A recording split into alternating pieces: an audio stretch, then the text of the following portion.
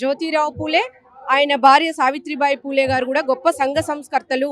సమాజంలో అంటరానితనానికి వివక్షతకు అనేక అంటే గొప్ప మహిళలు కూడా ముందుండి చదువుకోవాలి. ప్రతి ఒక్క మహిళ అణగారిన మహిళ దిగువ తరగతికి చెందిన వాళ్ళు ప్రతి ఒక్క మహిళలు కూడా చదువుకోవాలని చెప్పేసి ఆ రోజుల్లోనే మహిళల కోసం కొట్లాడిన మహామహులు ఈ రోజు వాళ్ళ విగ్రహాలను అసెంబ్లీలో పెట్టాలన్న న్యాయపరమైన డిమాండ్ని ప్రతి ఒక్కరు కూడా పార్టీలకు అతీతంగా కూడా మద్దతు పడుతున్నారు. ఇవాళ కవితక్క గారు చేసే దీక్షకు అనేక మంది విద్యార్థి సంఘాలు, అనేక యూనివర్సిటీల నుంచి వివిధ విద్యార్థులు కానీ ఇలా కుల సంఘాల నాయకులు కానీ అనేక మంది మద్దతు పలకడానికి వచ్చిండ్రు. ఇలా బీసీ సంఘ నాయకులు అంటే బీసీలకు మద్దతు పలకడానికి అనేక ఓసీ సంఘాలు కూడా తరలిొచ్చిన దాఖలాలు చూస్తున్నాం. ఈరోజు సమాజంలో ప్రతి ఒక్క మహిళ కూడా ముందుండాలి. కవితక్క గారు ఏ ఉద్యమం తీసుకున్నా అది సక్సెస్ అయింది. ఇప్పుడు ఉదాహరణకు మొన్న 33% రిజర్వేషన్ మహిళలకు ఉండాలని ఢిల్లీలో ఒకరోజు ధర్నా చేసినాం. అది సక్సెస్ఫుల్గా ఇలా కేంద్ర ప్రభుత్వాలు కూడా దిగొచ్చి పార్లమెంటులో బిల్లు పెట్టడం జరిగింది. ఆ ఘనత కూడా కవిత గారికే దక్కింది.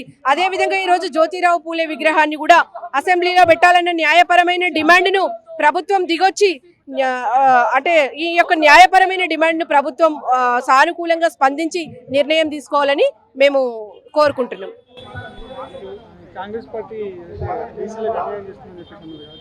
అవును, కాంగ్రెస్ పార్టీ బీసీలకే కాదండి, ప్రతి ఒక్క సబ్బండ వర్గాల కూడా అన్యాయమే చేస్తుంది. అంటే చేస్తానన్న హామీలు చేయకపోగా కనీసం పాత పద్ధతిలో కూడా అవి నడిపించడం, రాష్ట్రాన్ని పాలించడం చేత కావట్లేదని చెప్పొచ్చు. ఈరోజు ఎంతో అంటే కేసీఆర్ గారి హయాంలో రాష్ట్రం ఎంత సుభిక్షంగా ఉండే, ఎంత మంచి పథకాలు అందుకున్నారు. కేసీఆర్ గారి పథకాలు అందని గడప లేకుండే. అలాంటివి నువ్వు ఎక్కువిస్తానని చెప్పేసి అన్ని పథకాలు నేను కాంగ్రెస్ గవర్నమెంట్ రాగానే నేను ఎక్కువ చేసిస్తా అంటివి. ఈరోజు వృద్ధాప్య పింఛన్ ఎక్కువ చేస్తా అంటివి, మహిళలకు 2500 ఇస్తా అంటివి, విద్యార్థులకు స్కూటీలు ఇస్తా అంటివి, ఈరోజు నిరుద్యోగులకు కూడా నిరుద్యోగ భృతి అంటివి. ఎన్నో మాయమాటలు చెప్పి ఈరోజు గవర్నమెంట్కి వచ్చినాక అన్ని కూడా ఫుల్ స్టాప్ పెట్టిండు. కనీసం కేసీఆర్ గారు ఇచ్చే పథకాలు కూడా తను కొనసాగించలేకపోతున్నాడంటే ఆయనకు పాలించడం చేత కావట్లేదు. ఎంతసేపు ఢిల్లీకి చక్కర్లు కొట్టడం, అధిష్టానాన్ని మెప్పించుకోవడం, అధిష్టానానికి మూటలు వంచడం వరకే ఆయన సరిపోతున్నాడు. రాష్ట్ర ప్రజలను గాలికి వదిలేసిండు. ఇలా అన్ని మంత్రిత్వ శాఖలను దగ్గర పెట్టుకొని ఇలా మంత్రివర్గ విస్తరణ లేకుండా ఇలా విద్యాశాఖను గాలికి వదిలేసిండు. ఇలా విద్యార్థులంతా చచ్చిపోతుంటే చూస్తున్నాడు. ఒక పాశవిక ఆనందాన్ని పొందుతున్నాడు అనేది వాస్తవం.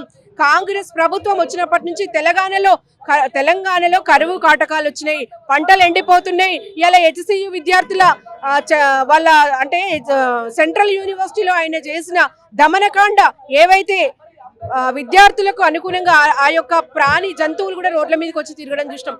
అనేక చెట్లను, వృక్షాలను అంటే ఏదో రియల్ ఎస్టేట్ మాఫియాకి తెరలేపిన రేవంత్ రెడ్డి గారిని ప్రజలందరూ కూడా చీదరించుకోవడం కూడా మనం చూస్తున్నాం. కాంగ్రెస్ తెలంగాణలో ఫెయిల్ అయిందని చెప్పడానికి అనేక ఉదాహరణలు ఉన్నాయి. ఎక్కడ ఏడి రాహుల్ గాంధీ రాజ్యాంగం పట్టుకొని చేతిలో తిరుగుతున్నాడు. మరి తెలంగాణలో ఇన్ని అరాచకాలు జరుగుతున్నాయి. మరి ఇలా రాహుల్ గాంధీ ఎక్కడ పోయిందని మేము తెలంగాణ ప్రజలుగా ప్రశ్నిస్తున్నాం. ఇలా ఆడవాళ్ళకి ఇస్తానన్న హామీలు ఎటుపోయినాయి. అదే ఆడవాళ్ళని మభ్యపెట్టి గద్దెకెక్కి ఇలా అదే ఆడవాళ్ళని హింసిస్తున్నాం. కాబట్టి ఇదే ఆడవాళ్ళ చేతిలో కాంగ్రెస్ ప్రభుత్వం కూలిపోవడం ఖాయం.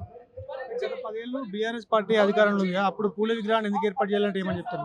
చూడండి, డెఫినెట్ గా కేసీఆర్ గారు చాలా పథకాలు ప్రారంభించిండు. చాలా పథకాలు మహిళలను ఉద్దేశించి, మహిళలను ముందు పెట్టి, మహిళలకు పెద్దపీట వేసి, మహిళా పక్షపాతిగా అనేక కార్యక్రమాలు చేసిండు. ఏ పథకం ప్రారంభించినా మహిళతోనే ప్రారంభించిండు.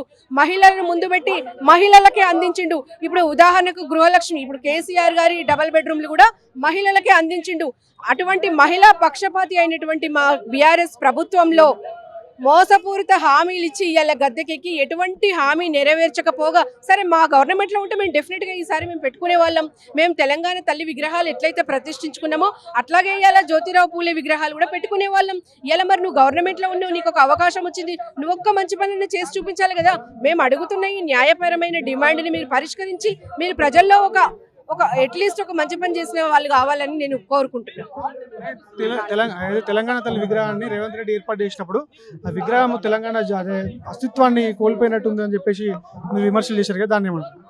నిజంగా కూడా తెలంగాణ తల్లి ఎంత నిండుగా ఉండే. కేసీఆర్ గారు ప్రతిపాదించిన తెలంగాణ తల్లి నగలతో, వజ్ర వైడూర్యాలతో, చేతిలో జొన్న కంకి, మన ప్రాధాన్యత బతుకమ్మను పట్టుకొని ఎంత నిండుగా ఉండే. అటువంటి తెలంగాణ తల్లిని అన్ని తీసేసి అంటే ఒక పేదరాలికి సింబల్ గా పెట్టిండు. అంటే ఎట్లయితే తెలంగాణ తల్లిని పేదగా చూపించిండో రాష్ట్రాన్ని కూడా అంత పేదగా చేస్తానేనని సింబాలిక్ గా చూపించిండు.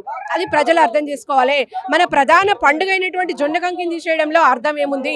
మన మంచి పండుగ అంటే మన పంటను తీసేసిండు, అలాగే మన పండుగ బతుకమ్మని తీసేయాల్సిన అవసరం ఏముంది?